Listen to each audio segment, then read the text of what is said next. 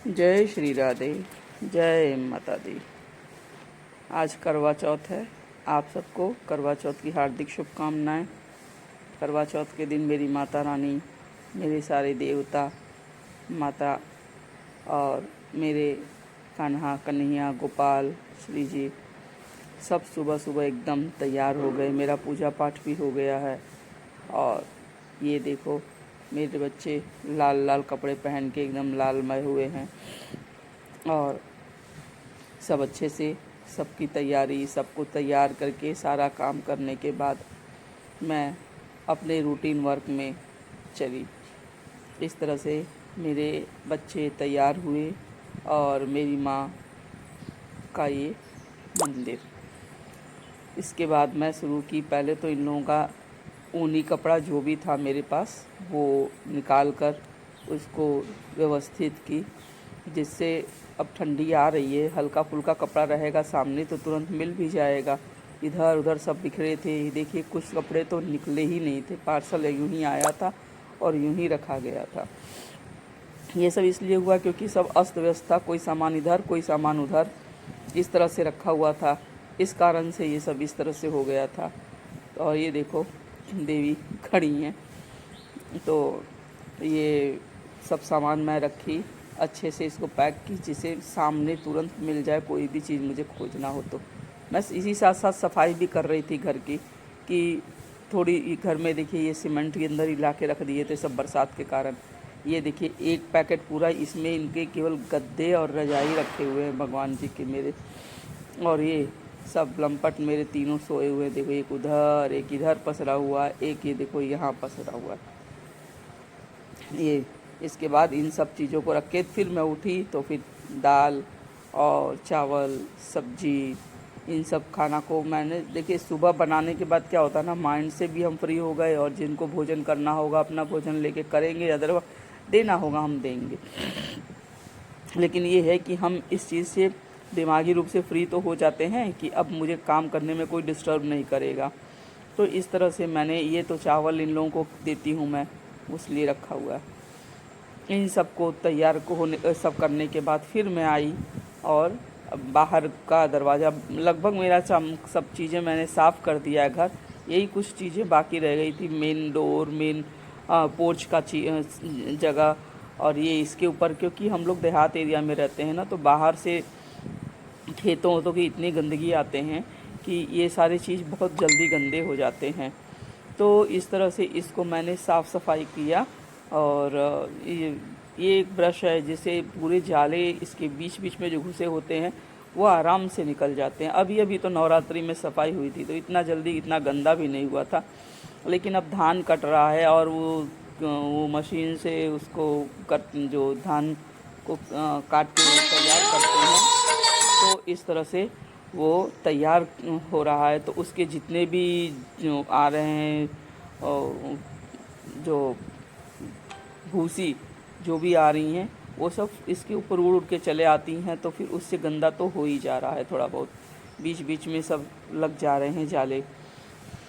तो इस तरह से लेकिन देखिए मैंने दोनों डोर साफ़ की। फिर जितने पर्दे थे, क्योंकि मैं सफाई कर चुकी थी, केवल ये सब भिगो उगो के रखा हुआ था रात को ही, तो मैं 1 बाय 1 इन सब को भी काम निपटाती चली जा रही थी।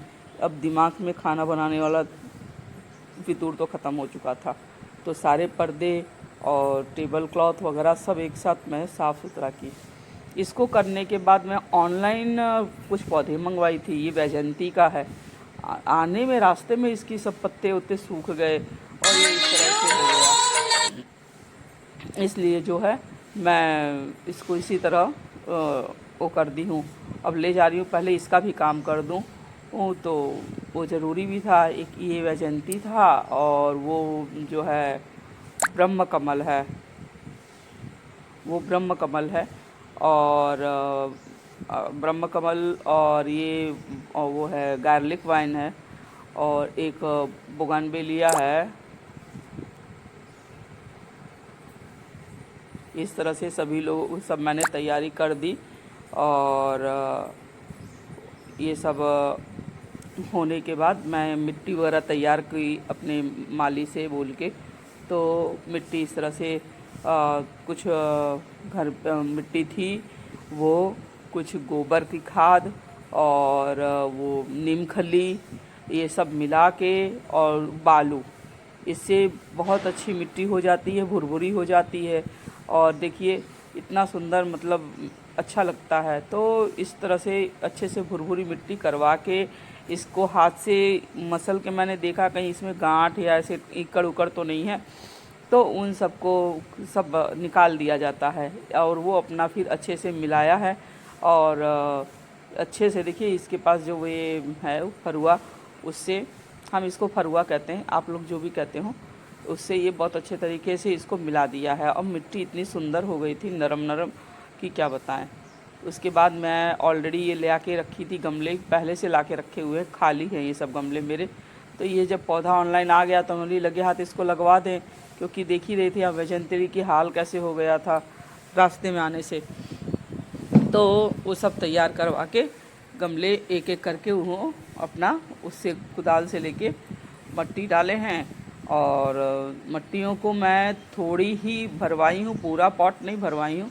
इसलिए नहीं भराया है कि जब पूरा पॉट नहीं भरा रहेगा तो उसमें जो है वो गड़बड़ नहीं होगा कोई काम हमारा, क्या कहते हैं, पानी डालने में आसान रहेगा। गड़बड़ की बात नहीं है, पानी डालने में आसान रहेगा कि ऊपर ऊपर पानी रहेगा, पानी बहेगा नहीं इधर उधर और नुकसान नहीं होगा हमारा।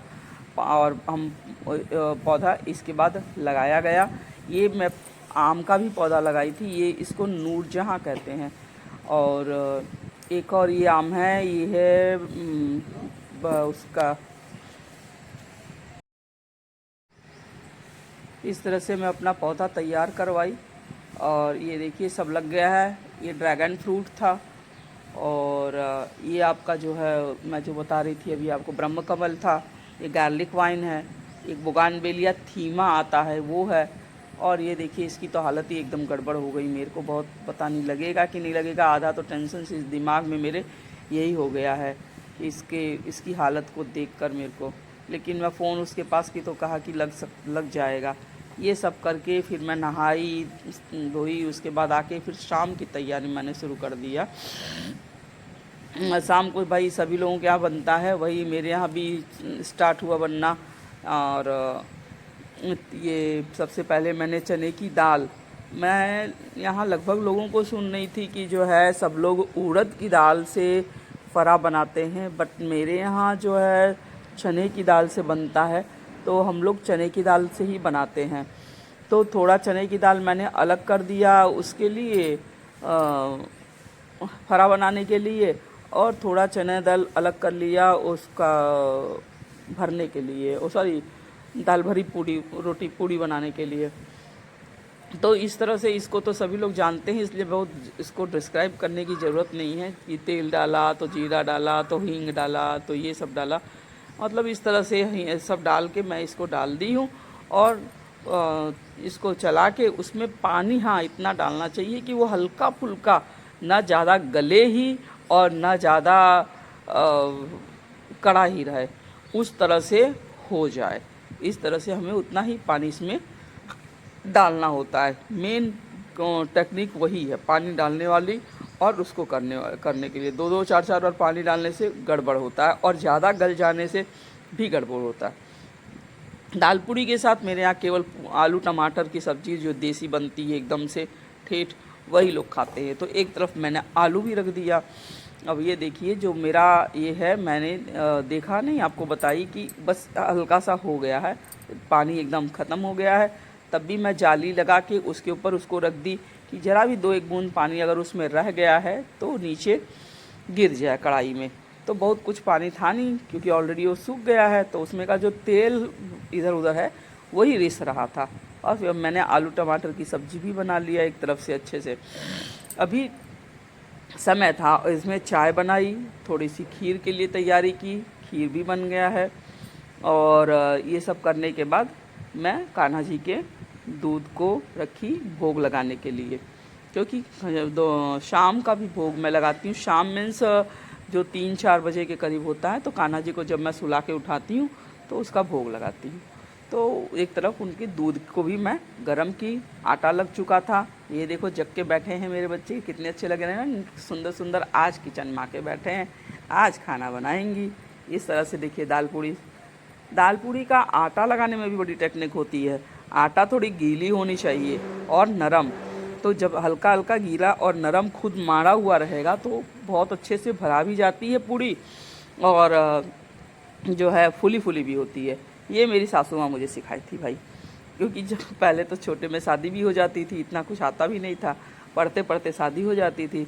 और ये फरा हो गया है एक तरफ मेरा, और फरे को भी देखिए इस तरह से चाकू लगा के देख लेते हैं कि इसके बीच अगर चाकू पे ये लग नहीं रहा है, दैट मीन्स हमारा फरा हो गया है। उसको आप पलटते जाइए और पलट के अपना रखते जाइए। कुछ फरा मेरा ऑलरेडी बन गया था जो मैं आपको दिखा रही हूँ। तो ये है, ये थोड़ा सा वो दाल बच गई थी पूड़ी भरने वाली, तो इसको भी मैंने ट्राई किया कि लाओ लगे आज बनाते हैं देखते हैं कैसा बनता है इसका।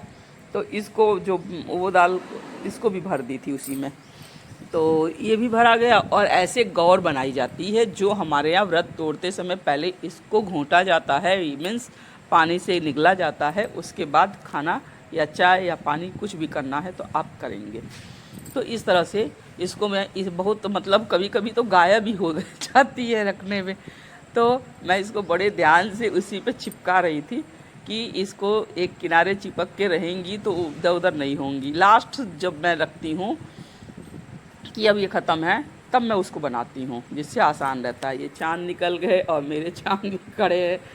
इस तरह से मेरा छोटा सा करवा चौथ का दिन इस तरह से गुजरा बहुत अच्छे से।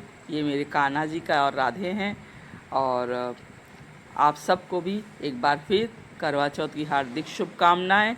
जय श्री राधे, जय श्री हरि। इस चीज़ की वीडियो नहीं बनी थी, इसलिए मैंने छोटा छोटा क्लिप अपने घर का और फ़ोटो पिक डाल दिया है। और देखिए थोड़ा भी अच्छा लगे तो कमेंट ज़रूर करिएगा। जय श्री राधे, जय श्री हरि।